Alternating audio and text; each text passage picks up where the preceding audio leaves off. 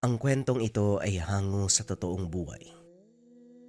Mula ito sa isa nating kabayan na itago na lang natin sa pangalang Pael. Taong 1979, probinsya ng Mindoro. Pael, kung gusto mong mabuhay, aba kailangan mong lumaban. Kung sa pakikipagbasag ulo sa mga kapitbahay, hari-harian ka. Pero pagdating sa maing kantong yan ang lamya mo, ay nako, para saan pa yung natutunan mo mula sa akin kung di mo gagamitin? Pang ilang beses na yan. Ni minsan ba, hindi pumasok sa utak mo na gumante? Wika ni Lolo Guido sa apo na si Pael. Muli na namang nabiktima ng engkanto ang binata. Nagpaalam itong sasama sa mga barkada para manghuli ng ligaw na hayop bilang katuwaan. Pero 3 araw nakabalik. Ang mga kasama ay walang alam sa nangyari. Pagtingin ay wala na sa likuran si Pael. Naabutan ito ni Lolo Guido sa bakuran. Walang malay. Puro galos. Maraming pasa sa katawan. Pagkatapos ng ilang pag-oorasyon, bumalik ang apo. Wala siyang ibang pinagdududahan ng mabalitaang nawawala ang binata. Engkanto at mga nilalang ang pumasok sa isipan. Sa katunayan, hindi bago ang ganitong pangyayari dahil magmula nang humantong sa 13 taong gulang ang apo. Palagi nang nabibiktima ng mga engkanto.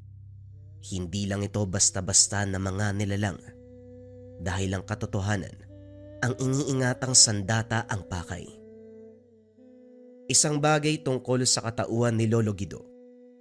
Maliban sa pagiging herbal na manggagamot, isa siyang manunugis ng iba't ibang elemento.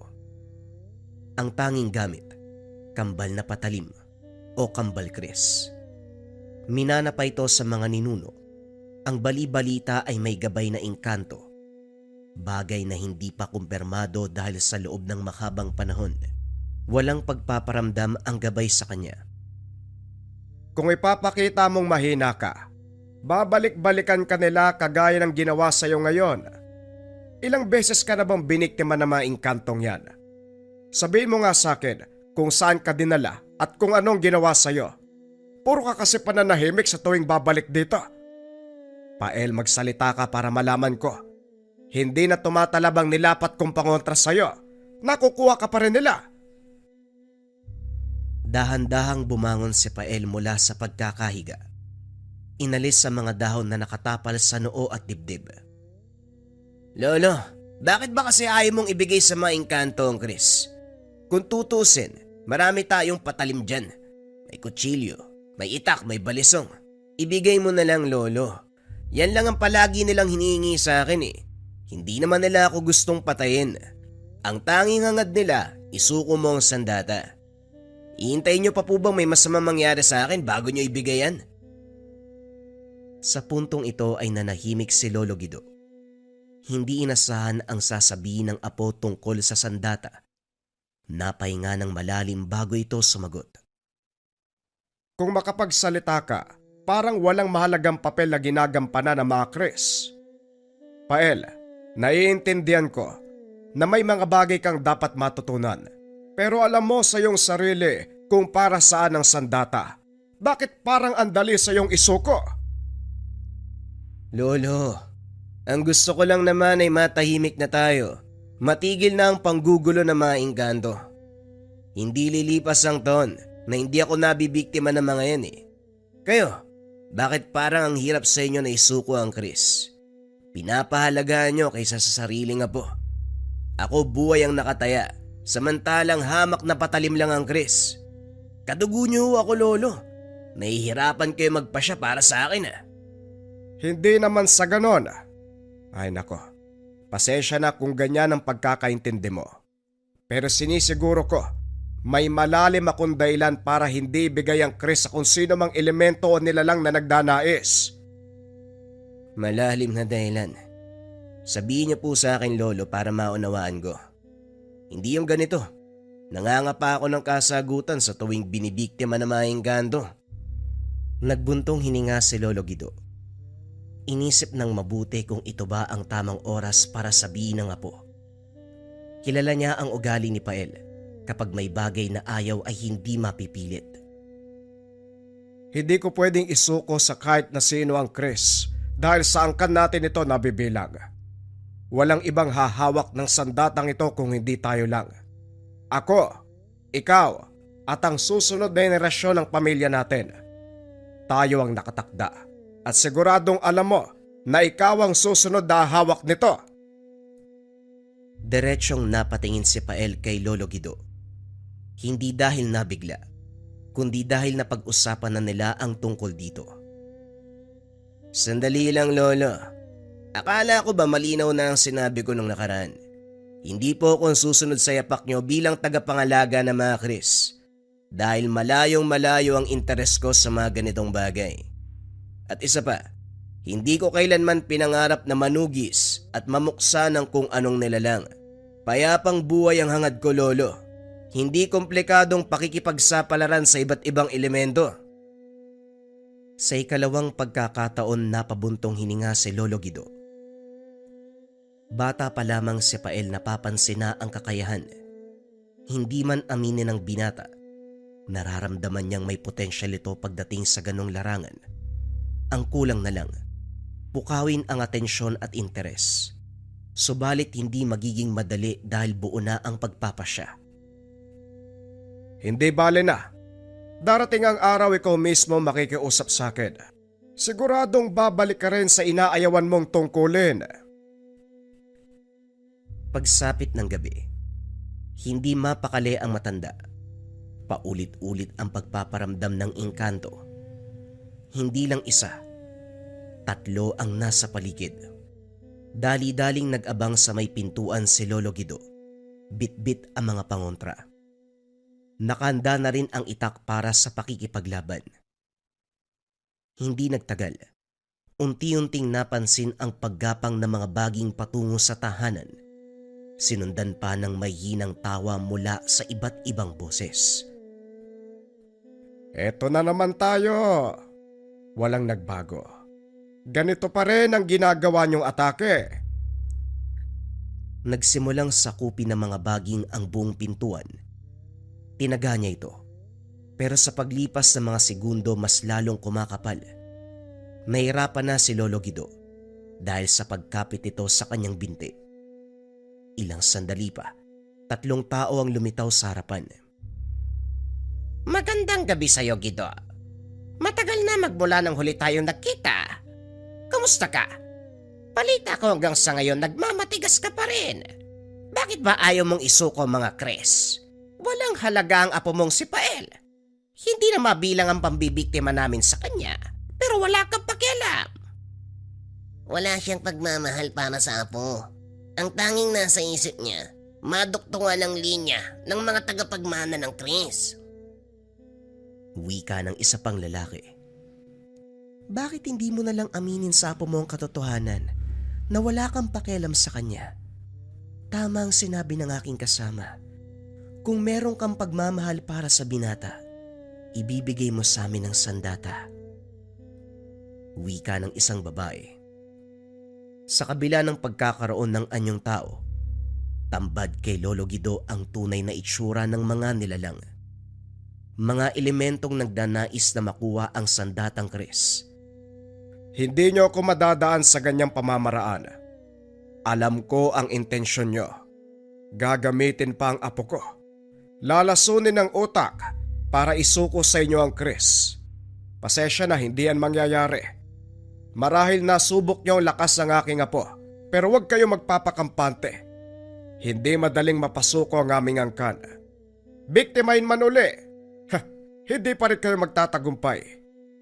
Kung ako sa inyo, bumalik na kayo kung saan kayo nagmula dahil nagsasayang lang kayo ng oras dito. Ulubong!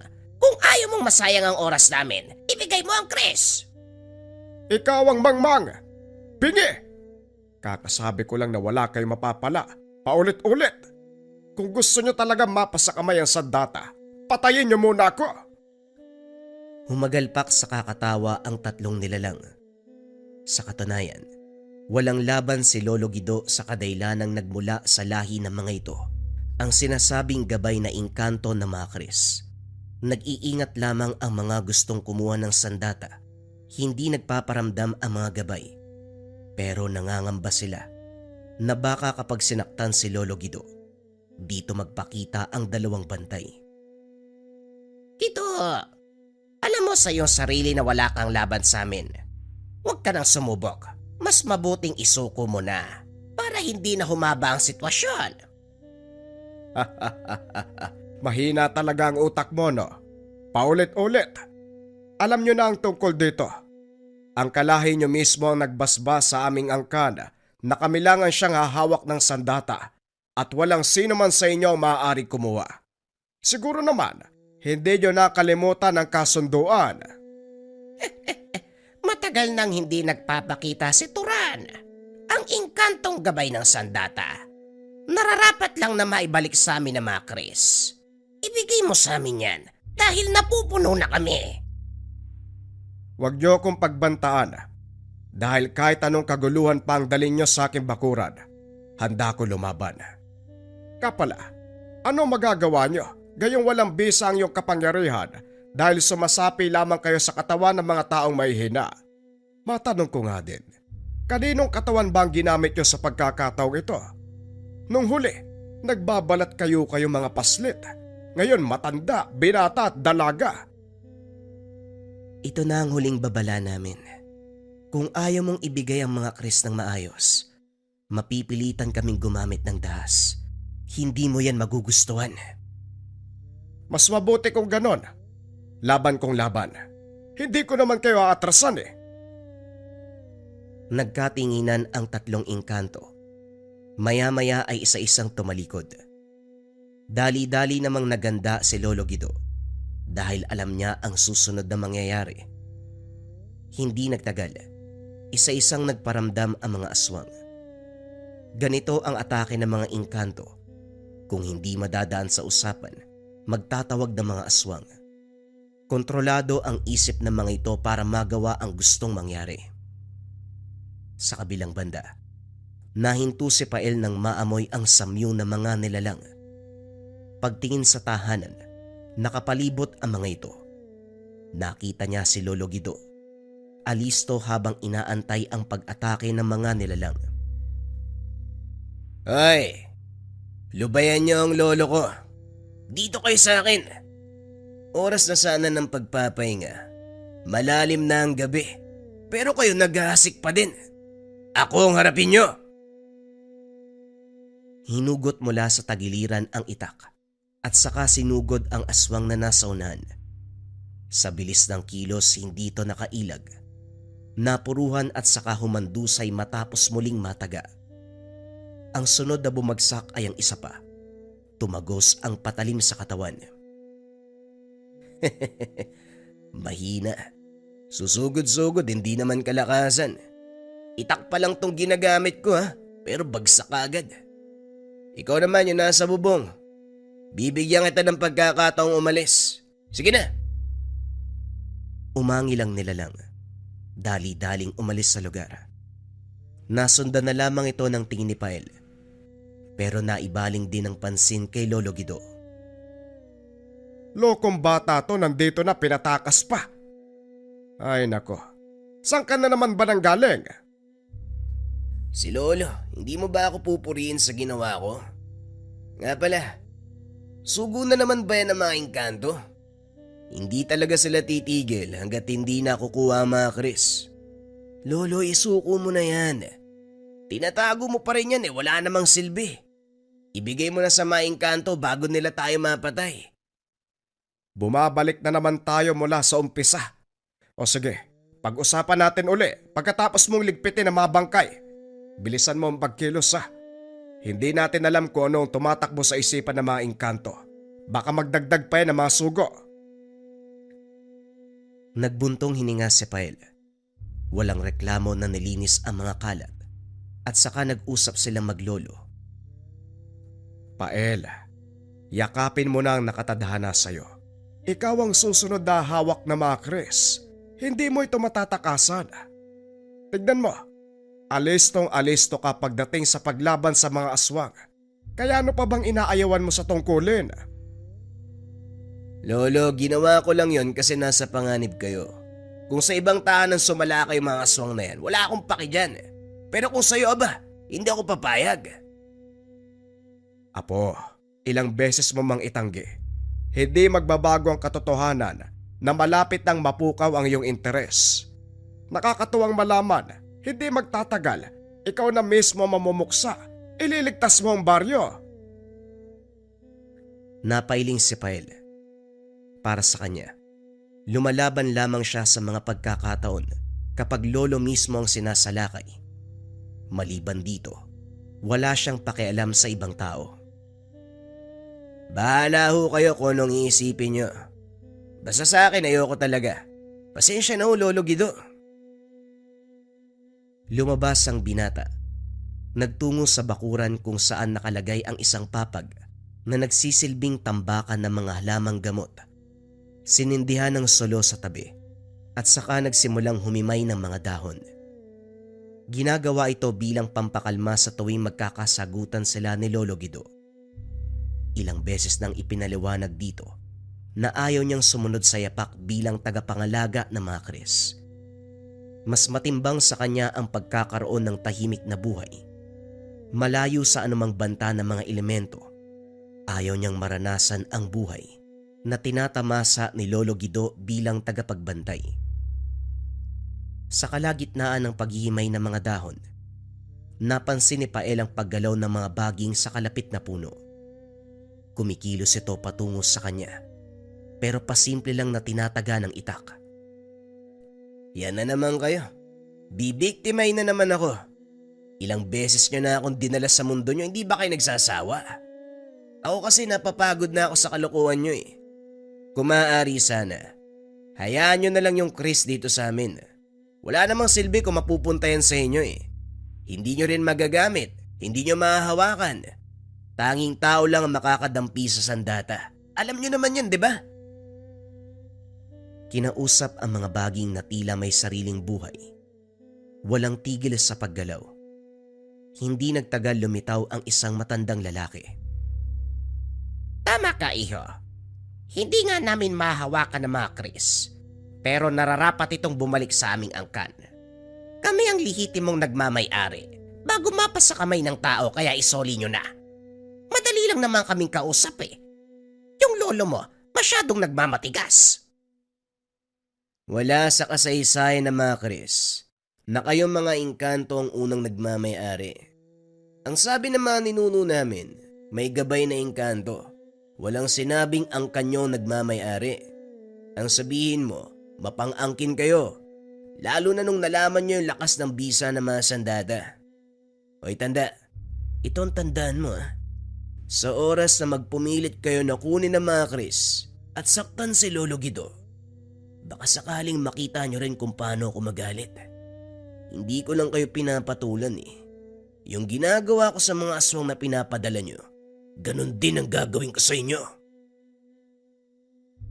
Hindi maintindihan ni Pael kung saan kumukuha ng lakas ng loob upang magsalita ng ganito. Ang tanging alam, ayaw madawit sa anumang kaganapan ng mga Kris. Subalit ngayon, nanindigan ng binata para protektahan ito. Kung ganon, hindi dito natatapos ang hidwaan natin, iho.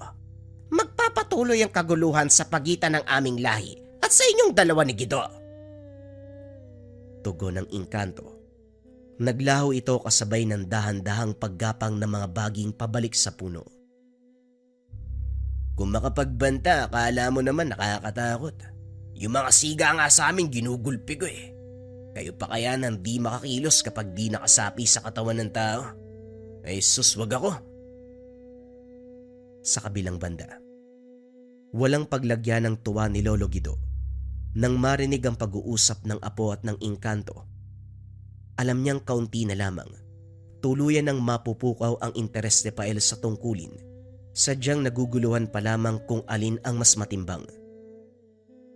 Kinabukasan nagulantang si Lolo Guido nang makitang wala sa kinalalagyan ang mga Kris.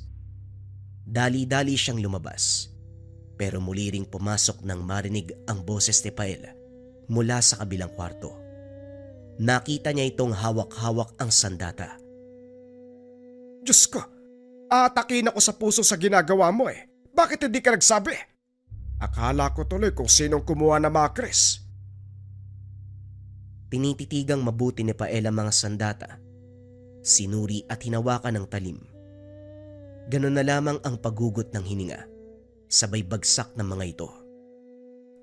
Akala ko pa naman kung anong meron sa patalim na to para habulin ng mga engkanto. Wala namang pinagkaiba sa itak eh, sa kakutsilyo na meron tayo sa bahay. Marahil hindi mo pa nararamdaman ang bisa ng mga Chris. Pero sa puntong makikipaglaban ka gamit yan, malalaman mo ang lakas. Pael, ibalik mo ang mga Chris sa lalagyan. Hindi yan pwede makita ng kung sino at baka pagkainteresan. May mga engkanto na gustong umangkin. Huwag na natin dagdagan. Hindi na ituloy ni Lolo Guido ang sasabihin. Bagyang gumalaw ang sandata. Kasabay nito ang pagkarinig ng mahinang boses. Tinatawag nito ang pangalan ni Pael. Nagkatinginan ang maglolo. Pael, ibalik mo sa pagkakatago mga Chris. Siguraduhin mong maayos ang pagkakabalot. Lalabas muna ako. Hahanapin ko ang pinagmulan ng ingay. Baka nariyan na naman ang mga engkanto. Sumunod si Pael pero sa sandaling ibalik sa sisidlan ang mga sandata. Isang itim na anino. Hubog ng tao ang lumitaw mula sa bintana. Walang muka, walang itsura, tanging itim na figura. Nakilala ang boses nang magsimulang magsalita. Ito ang tumawag sa kanya kanina lang. Kumusta, Pael? Hindi pa tapos ang oras ni Guido bilang tagapangalaga ng mga Chris. Pero ikaw ang susunod. Sa'yo ko makikiusap. Tawagin mo ko sa pangalan ng iyong nais. Hindi magbabago ang aking gampanin bilang elementong gabay ng mga Chris. Patawad kung ngayon lang ako nagparamdam. Matapos ang huli kong paggabay sa mga sandata, ilang taon na ang nakalipas. Dito napagtanto ni Pael. Totoo ang sinasabing may gabay na engkanto ang mga Chris. Sa unang pagkakataon, hindi siya nakaramdam ng anumang takot habang karap at kausap ang elemento. Hindi kagaya ng mga sandaling may nakakaengkwentro sa kagubatan. Magaan ang pakiramdam niya ngayon. Sandali. Talaga bang ikaw ang gabay na engkanto ng mga Chris? Pakitaan mo ako ng pruweba. Maraming nilalang na sumubok na makuha mga sandata. Hindi ako makakapayag na badagdagan pa ang mga ito. Isa lang ang ibig sabihin niyan. Mas lalong nalalagay sa peligro ang buhay ni Lolo Guido bilang kasalukuyang tagapangalaga.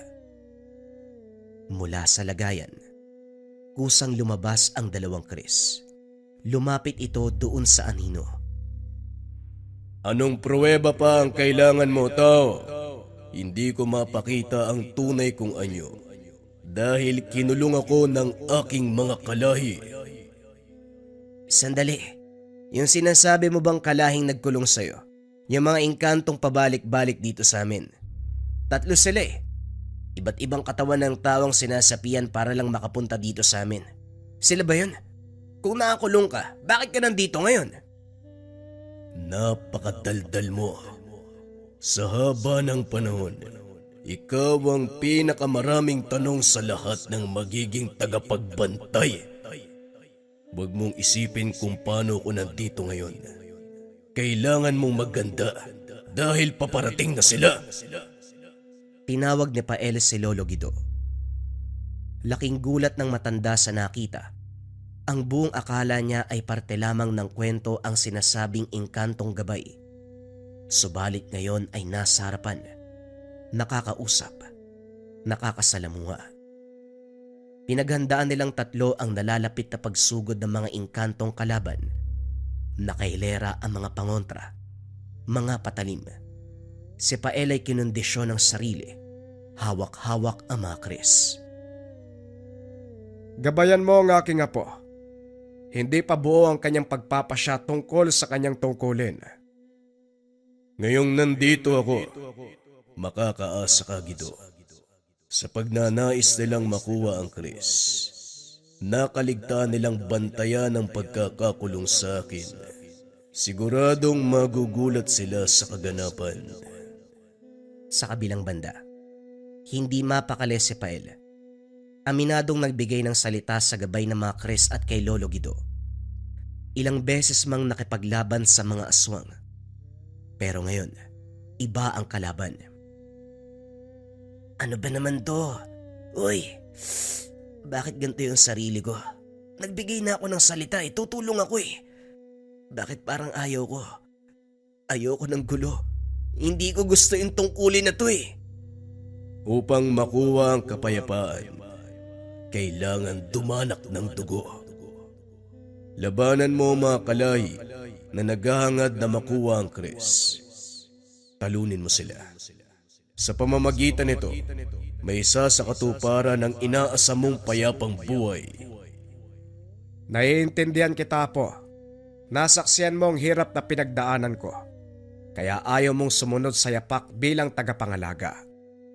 Kaso lang, Iho, ito ang nakalaang tadhana para sa'yo. Kaya sana bigyan mo ng pagkakataon. Walang mawawala kung susubukan mo. Nandito kaming dalawa ng elementong gabay. Kaagapay mo sa anumang mangyayari. Nag-aalangan man, wala nang ibang pagpipilian si Pael. O sige, gusto ko nang matapos to para wala nang manggulo kay Lolo. Kahit ako ilang ulit ng biniktima ng mga yan eh. Lolo, elementong gabay. May pagdadalawang isip ako pero tama kayo. Walang mawawala kung susubukan ko. Hawak ang Chris. Naramdaman nila ang puwersang dumadaloy mula sa sandata papunta sa katawan ng binata. Dumating na ang mga nilalang. Nagsimula ang laban sa pagitan ni Pael at sa mga aswang. Sa pinakahuling hanay, nakatitig ang engkanto na nasa katawan ng isang matandang lalaki. Nakalabas pala ang gabay ng mga Chris. Nagawang basagi ng pananggalang. Pero tignan natin, kung magabayan mo ng tama ang batang may hawak ng sandata, lumalakas lamang ito kapag buo ang puso ng may tangan. Huwag ka masyadong magpakampante.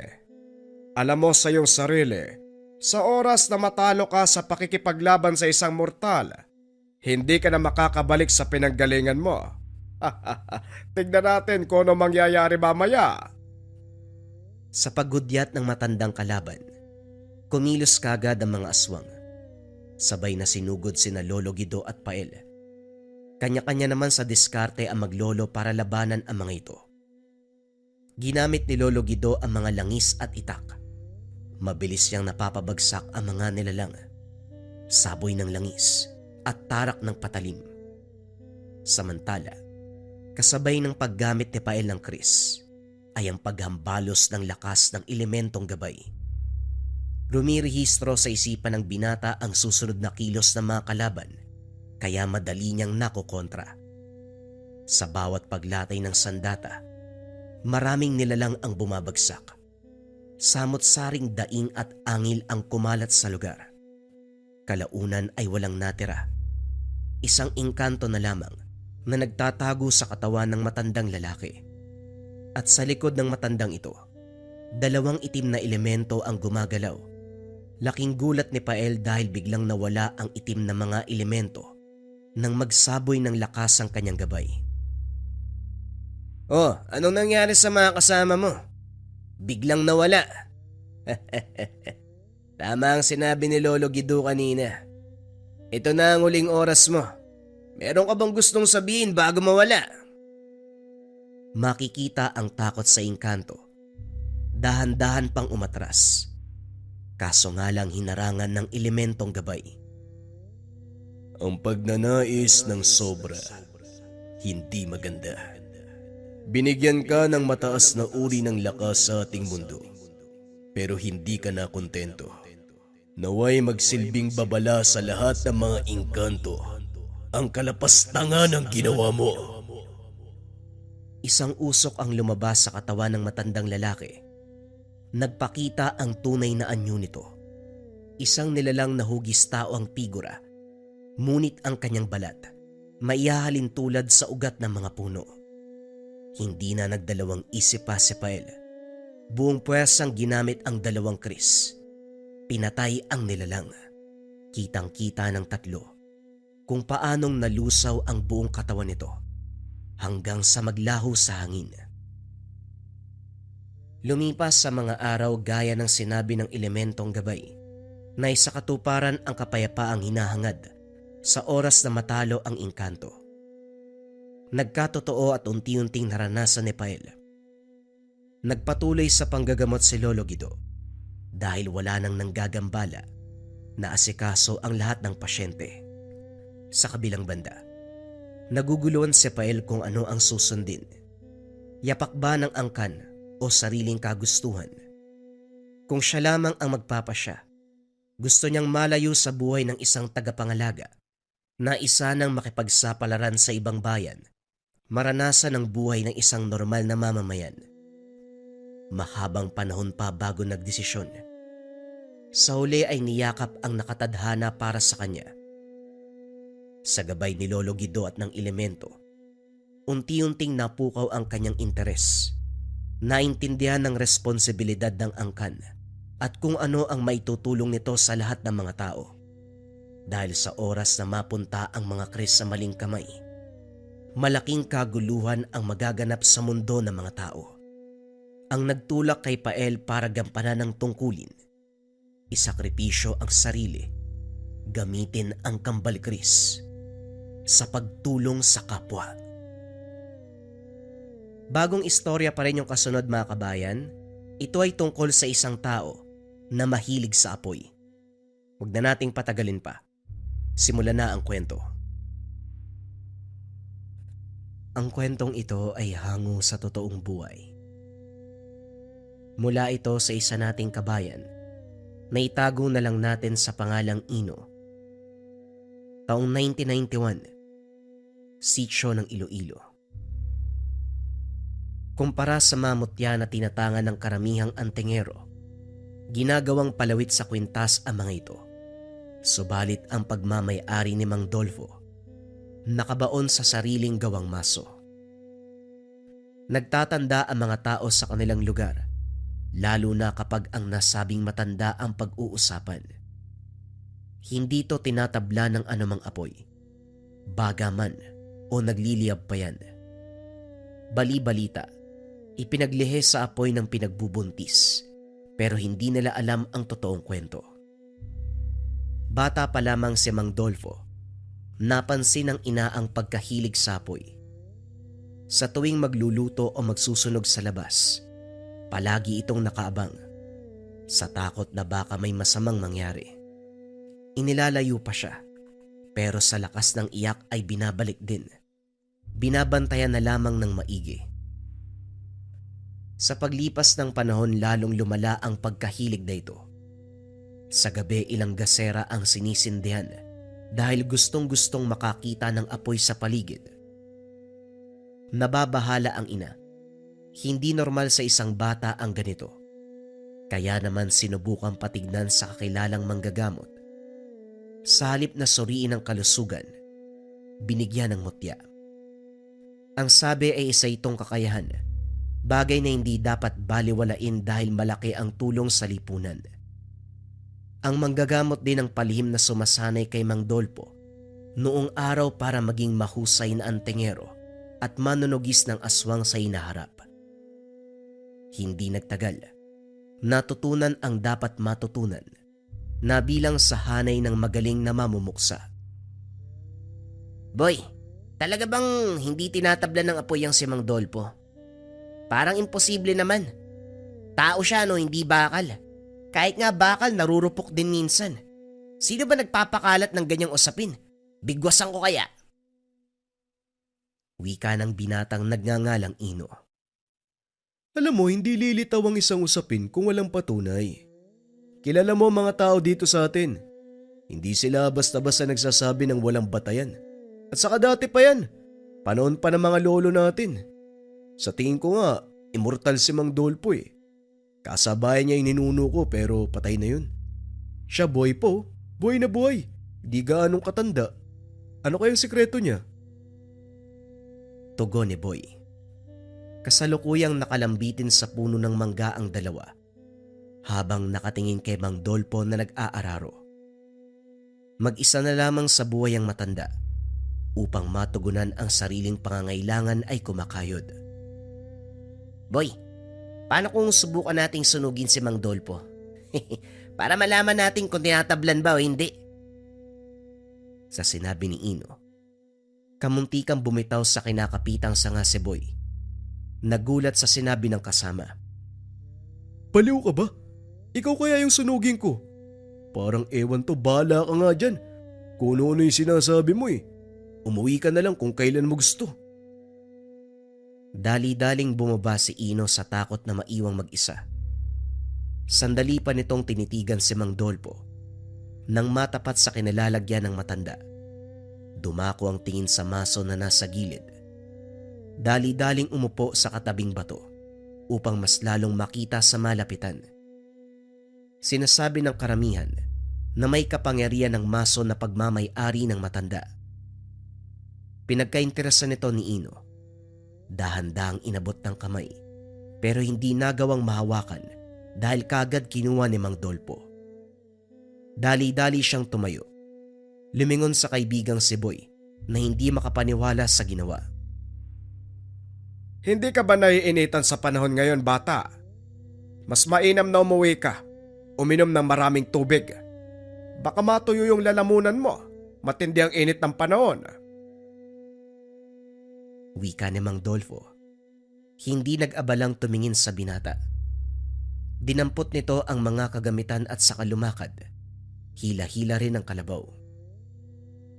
Lintik buang ka ba? Paano ko nagalit sa'yo si Mang Dolpo? Alam mo ikaw dapat sa'yo kinukulong sa bahay. Ilang beses mo nang ginawa yan. Maraming bagay na pwedeng pagkainteresan yung matandang yun pang naisip mo. Pambihira, mayayari tayo niyan eh. May sinabi si Mang Dolpo no? Lagot ka talaga. Sabi pa naman nila, kapag may sinabi yun mangyayari. Malas mo kapag masama. Ano, tatayo ka na lang ba dyan? Bala ka nga matusta. Wika ni Boy. Napakamot sa ulo habang lumalayo. Naiwan si Ino sa kalagitnaan ng taniman at saka lumakad ng matauhan. Pagsapit ng hapon bumalik sa manggahan ng dalawa. Naroon uli si Mang Dolfo nag-aararo. Tahimik nilang pinapanood. Pero si Ino, hindi mapigilan ang sarili. Pinagmasdang mabuti ang matanda, lalo na ang palaging bitbit na maso. Talaga bang nagbabaga yung maso ni Mang Dolpo? Tapos totoo rin ba na hindi siya natatakot sa aswang? Napaka-misteryoso ng taong yan ah. Maraming sabi-sabi tungkol sa kanya. Pero ang hirap kumpirmahin dahil hindi naman makausap. Sa sandaling matapos sa pagsasalita, natahimik nang biglang lumingon sa kanilang gawi si Mang Dolpo na para bang narinig ang pinag-uusapan. Umiwas ng tingin matapos ang ilang sandali. Ayan, daldal pa. Alam mong maiwaga yung tao na yan, ang dami mo pang sinasabi. Manahimik ka na lang dyan. Tulungan mo ako manguha ng mangga bago tayo maabutan ni Mang Johnny. Habulin tayo ng itak kapag nakita tayo eh. Bilisan mo na. Napabuntong hininga si Ino. Pagkuway sinunod ang sinabi ng kaibigan. Subalit hindi pa rin maiwasang sulyapan ng matanda. Paglipas ng ilang oras, nasundan na lamang ng tingin ng paglayo ni Mang Dolpo. Tapos na itong mag-araro. Hindi napigilan ni Ino ang sarili. Nagmamadaling bumaba ng puno at saka sinundan ito. Pagdating sa tahanan ni Mang Dolpo, kagad siyang nagtago para hindi mahuli. Sumiksik sa tambakan ng talahib sa tabi. Sinilip ang matanda na abala sa pagtali ng kalabaw. Nanlaki ang mga mata. Nang mapagtantong ang kinalalagyan ay malapit lang sa lubluban nito. Nang magsimulang sumampa sa putik ang kalabaw, napapikit na lamang dahil natalsikan. Sa sandaling umalis ang matanda ay saka siya lumabas. Nagmamadaling lumayo, sabay kuha ng mga dahon para pahiran ang mantsa ng putik. Nako naman oh, kung kailan nakapwesto, saka naman may ganito. Bakit ba hindi ko napansin ang lubluban na yan? Naromihan tuloy. Oo nga naman, bakit nga ba? Sa laki niyan, imposibleng hindi makita. Sandali, ikaw yung bata doon sa taniman ah. Hanggang dito ba sa tahanan nakasunod ka? Ay nako bata, hindi ako naghahanap ng aampunin kaya umalis ka na ha. Napalundag sa gulat si Ino. Hindi inasahan na mauhuli ng matanda. Mang Dolpo, kayo po pala. Nagtanong lang ako, napipi ka na. Nautal na. Bata, hindi mo kailangan mataranta. Ano bang sadya mo sa akin? Bihira akong humarap sa tao kaya bilisan mo.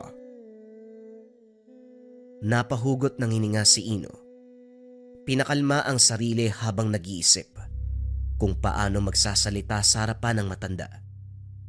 Sa puntong ito, seryoso, diretso ang mga mata na nakatitig. Magpapaalam lang po sana kung pwedeng hiramin ng kalabaw. Napagpasyahan kasi namin ni Boy na aralin ng pag-aararo para may magawa. Alam niyo naman po, di ba? Sa dami ng sakahan dito sa atin, may naghahanap ng araro. Natigil siya sa pagsasalita. Kabadong-kabado dahil sa paraan ng pagtitig ni Mang Dolpo. Ganun ba? Hiramin mo ang kalabaw ko para may magamit sa pag-aararo. Ayos ka lang ba bata? Hindi ka naman nabagok ano? May kalabaw kasi kayo eh. Bakit kailangan mong manghiram sa akin? Napalunok si Ino. Ngayon lang napagtanto ang sinabi. Sa pagkataranta hindi napansin ang lumalabas sa bibig. Pero sige, kung yan ang gusto mo, pwede niyong hiramin ang alaga ko. Pero dapat maibalik bago mag-alas 6 ng gabi. Kailangang walang diferensya sa sandaling maiuwi. Mahirap alagaan ang isang kalabaw. Sa sobrang strikto siguro ng lolo mo, hindi pinapagalaw yung kalabaw niya ano? Wala sa sariling tumango si Ino. Sinabayan na lamang upang hindi mahalata ang totoong pakay. Pero sa sandaling inabot sa kanya ang tali ng kalabaw, natigilan dahil hindi marunong. Itinakbo siya nito na naging dahilan para magtamo ng galos. Ano ba naman kasing pumasok sa utak mo, Ino? Manghihiram ka ng kalabaw, hindi ka naman marunong. Kasalukuyan silang nasa lilim ng mangga. Hindi magawang umuwi. Sa takot na pagalitan lalo si Ino. Malay ko ba na magiging ganito yung pagsunod ko kay Mang Dolpo? Gusto ko lang naman malaman yung totoo eh. Yung sabi-sabi tungkol sa kanya, anak ng kasugat pa ako, lintik na kalabaw to. Yun lang yung gusto mong malaman. Bakit ba kasi gusto mong malaman yung tungkol kay Mang Dolpo? Hindi pa ba sapat sa iyo yung mga kwento? Naiiba ang matandang yun kumpara sa ordinaryo, kaya huwag ka nang magtaka. Napahama ka tuloy sa katigasan ng ulo mo. Huwag ka pang tumigil, tignan mo. Hindi lang yan ang aabutin mo. Nanguha siya ng iilang dahon ng agonoy, dinikdik, at saka inabot kay Ino para igamot sa sugat. Malala ang natamo bandang tuhod. Sa kakulitan mo, ikaw tuloy yung inararo ng kalabaw. Sana magtanda ka na. Bilisan mong paggamot dyan. Sasauli mo pa yan oh. Hiram ng hiram, di naman marunong humawak. Patuloy ang paninermo ni Boy. Pero dahil ayaw na ni Ino, siya na ang nagsauli. Bago sumapit ang dilim, nasa harapan ng tahanan ni Mang Dolpo ang dalawa. Hindi na ito naglikot. At dahil maalam si Boy sa ganitong klase ng hayop, naging maayos ang pagbalik nila. Habang inaantay na matapos ang pagtali ni Mang Dolpo sa alaga, sinasamantala ni Ino ang pagkakataon na masilip ang loob ng tahanan. Dumiretso sa pagsilip sa bintana, sinuring maigi ang bawat sulok hanggang sa madako ang tingin sa maso na nakapatong sa mesa. Sa pagkakataong ito, malinaw na nakita ang kumikislap na bato sa gitna. Tinitigang mabuti, pero hindi tumagal dahil nahuli ng matanda. Masyado yatang mausisa ang kaibigan mo. Bata, mas mabuting umalis na kayo. Huwag nang bumalik. Hindi ko nagugustuhan ang kilos. Pasensya na po, Mang Dolpo. Alis na po kami. Iinula ka na. Hinila ni Boy ang kaibigan. Pahirapan pang kinaladkad dahil nagpupumilit na makawala sa pagkakahawak. Alam ko na kung saan galing yung taglay na lakas si Mang Dolpo. May nakita ako kumikislap na bato doon sa bakal na maso. Malamang dun yun. Napakamot na lamang ng ulo si Boy sa sinambit ng kaibigan. Nakita mo naman kung paano tayong tinignan ni Mang Dolpo kanina. Tapos may gana ka pang magsabi ng ganyan. Hindi ka pa nadala sa tinamumong sugat. Tono ng pananalita titig ng matanda. Nako Ino, mapapahama ka niyan. Pati ako madadamay sa'yo, magpaawat ka nga. Hindi talaga eh. Paano nga kasi kung doon talaga galing yung taglay na lakas si Mang Dolpo? Gusto ko lang naman malaman kung ano yung bato na yun. Hindi siya tumatanda sa edad niya. Sabi niyo pa hindi tinatabla ng apoy. Tapos kinakalaban pa yung mga nilalang. Gusto ko lang naman ng patunay. Isang salita mo pa. Hindi lang kita kakaltukan, ilulublob talaga kita sa putik. Sabing tumigil ka na eh. Ano bang pakialam mo kung dun sa bato nagmumula yung lakas ni Mang Dolpo? Labas ka na sa buhay niya. Sa tulak ng kuryosidad, gustong malaman ang katotohanan tungkol sa pagkatao ni Mang Dolpo. Nang walang pasabi, kumaripas ng takbo pabalik sa tahanan ng matanda. Lintik ka talaga. Bahala ka sa buhay mo. Labas na ako kung ano man ang kahihinatnan ng katigasan ng ulo mo. Wika ni Boy. Umuwi na rin nang hindi na matanaw ang kaibigan. Sa kabilang banda, matyagang nag-abang si Ino sa paglabas ni Mang Dolpo. Inabot siya ng ilang oras, pero hindi pa rin sumuko kahit inaantok. Nagising din ng diwa nang makitang nagmamadali itong lumabas bitbitang maso. Sa sobrang bilis ng pagtakbo, hindi na halos maabutan ng matanda. Kung hindi lang naririnig ang daing ng isang nilalang, tuluyang maliligaw sa kagubatan. Nang matunto ng kinalalagyan ni Mang Dolpo, kagad nagtago si Ino dahil lumilingon ito habang hawak sa ulo ang isang aswang. Dahan-dahan itong lumayo sa takot. Ilang sandali pa, hinampas ng maso ang nilalang hanggang sa madurog ang ulo. Pagkatapos ng ilang sandali ay natigilan, maging si Ino na nasa kalayuan, kinilabutan sa biglaang pag-iba ng ihip ng hangin. Mararamdaman ng matinding kilabot, tinalasan na lamang ang paningin nang marinig ang sunod-sunod na kaluskos. Hoy, wag mo ko taguan. Alam kong nasa paligid ka. Magpakita ka bago maubos ang pasensya ko. Maiksi lang ang baon ko ngayon. Sa tuwing may kakaluskos ay napapatingin si Ino. Hindi na nagustuhan ang nararamdaman. Hindi lang takot ang nadarama. Presensya na ng nilalang. Kalaunan ay napasigaw si Mang Dolpo sabay hawak ng sariling pisngi. Dahan-dahan itong tumayo mula sa pagkakatumba nang banggain ng kung sino. Sa sobrang bilis ay hindi makita. Yan na naman ang pakulo. Walang nagbago sa lahi nyo. Papahirapan pa akong mahuli. Mamamatay din naman sa dulo. Maging patas ka. Dumito ka, magtuos tayo. Muling kumaluskos. Sa pagkakataong ito ay kumilos na ang matanda. Hinanap sa paligid ang pinagmumula ng ingay. Dali-dali namang sumiksik sa nagyayabungang damo sa tabi si Ino upang maiwasang mahuli. Sinuri ni Mang Dolpo ang bawat sulok ng gubat. Hinahampas ng maso ang mayayabong na damo. Ilang maliliit na puno na rin ang natumba matapos tamaan. Wala sa sariling napadasal si Ino dahil nasa tapat na ang matanda. Paubos na ang pasensya ko. Kaya lumabas ka. Huwag mong intayin na ako pa makahanap sa'yo. Hindi mo magugustuhan ang gagawin ko, bata. Natulala si Ino sa huling sinabi ng matanda. Naguguluhan kung sino ang hinahanap nito. Ang nilalang na kumakaluskos o siya ba na nagtatago? Bibilangan kita.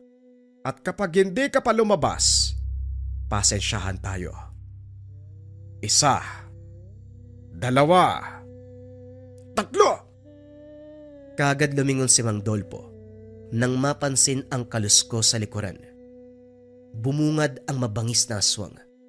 Sinangga ito ni Mang Dolpo gamit ang maso. Tumilapon sa katapat na puno ang nilalang. Dumadaing ito pero nakuha pa ring bumangon. Muling sumalakay pero tumilapon lang din. Pambihira. Kaya palang bigat ng pakiramdam ko mula kaninang hapon. 2 pa lang aswang na makakalaban. Bakit naman nagkasabay? Baka sa susunod na araw, wala na akong makalaban. 2 pa ang pagsalakay. Ano bang biniktima nyo ngayong gabi? Tanong ni Mang Dolfo. Kinakausap ang aswang ng normal. Umangil ito. Sabay kalmot sa mukha ng matanda. Napatras siya. Hindi naman nasugatan pero nararamdaman pa rin ang sakit. Dito na bumigay ng todo ang nilalang. Patuloy sa pagsugod hanggang sa hindi na nakabawi si Mang Dolpo. Ilang ulit binalibag. Isinangga na lamang ang mga braso na walang tigil sa pagkalmot ng halimaw. Sa kabilang banda, hindi makakilos si Ino sa kinalalagyan.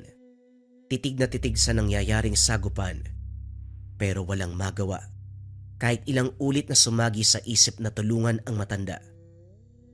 Nang tumagal, biglang dumako ang tingin sa bote at posporo sa damo. Nakita niya itong bitbit ni Mang Dolpo kanina. Sinadya itong itabi. Mas lalong naguluhan kung ano ang gagawin. Nang pagbaling dito, napabaluktot na lamang sa lupa habang walang tigil na kinakalmot ng aswang. Bala na nga. Mang Dolpo, saluhin niyo po! Dali-daling tumayo si Ino. Dinampot ang maso pero kagad nabitawan ng maramdaman ng init. Sabay na napalingon sa kanya si Mang Dolpo at ang aswang. Wala na siyang panahon para indahin ang paso. Kumilos ang matanda. Napigilan ang halimaw bago siya maabot. Mas mabuti sana kung dumapa ka na lang. Etong batang to, umaga o gabi ikaw ang palagi nakikita ko. Hanggang dito sinundan mo ko. Umalis ka na! Mas lalong nabuhay ang kuryosidad ni Ino. Dinampot nito ang maso. Bumalik ang matanda sa pakikipagtuo sa aswang. Nakabawi na, pero mas naging agresibo ang nilalang. Sa sandaling tumilapon sa kalayuan si Mang Dolpo, si Ino naman ang nataranta dahil sa kanya bumaling ang atensyon ng aswang. Nagmamadaling tumakbo, napasubsob ng maabutan. Pagkadapa, hindi na kumilos sa takot sa kung ano ang mangyayari, pero dumaing ng maramdaman ang pagkalmot nito. Sugatan na ang likuran. Sandali lang. Ako ang kalaban mo kaya dumito ka. Dinadamay pa ang bata. Ikaw naman bata ka. Pakiusap umalis ka na bago pa lumala ang sitwasyon. Sa kabila ng pagtamo ng sugat, nakahinga ng maluwag dahil sa pagbalik ni Mang Dolpo.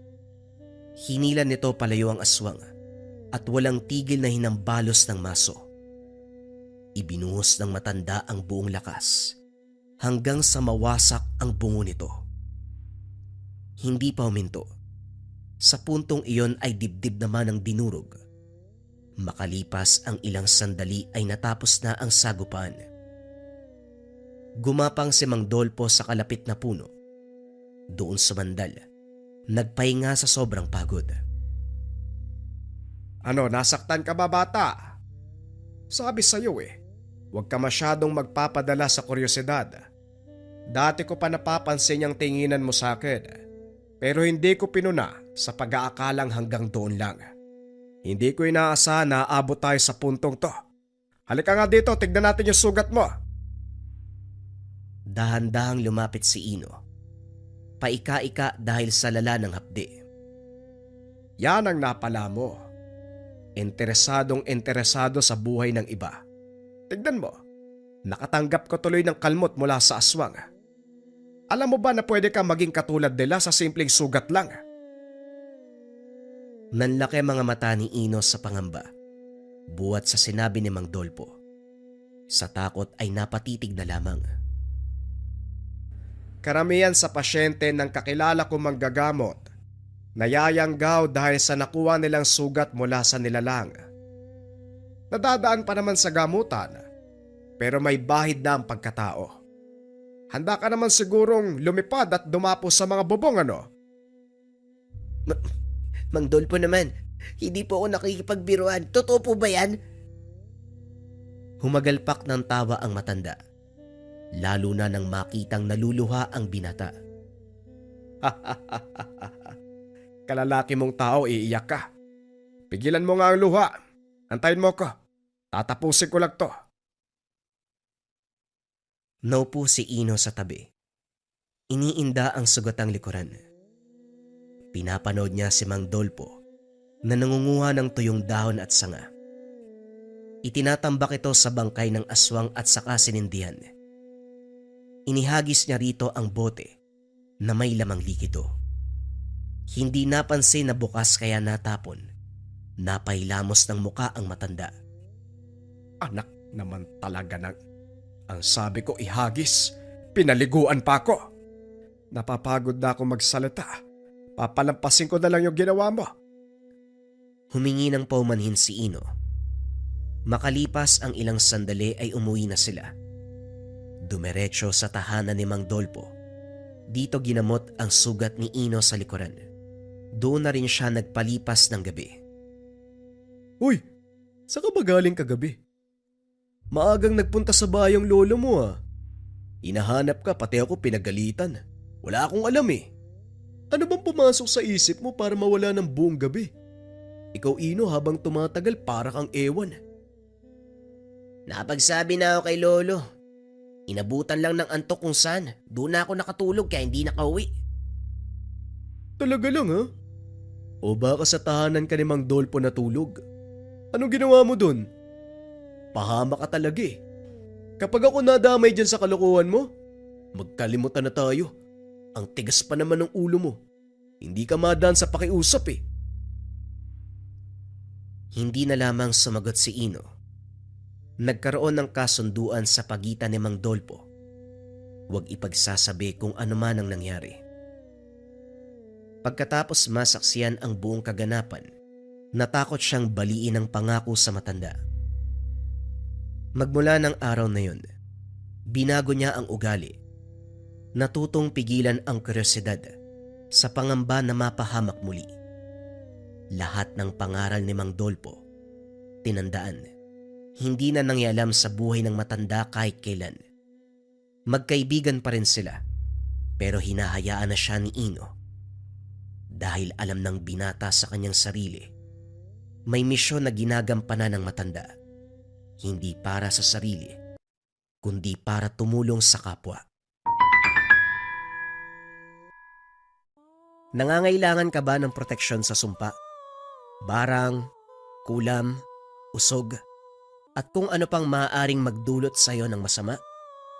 Nangangailangan ka ba ng karagdagang lakas sa pangangatawan, dagdag resistensya at kalasmalas?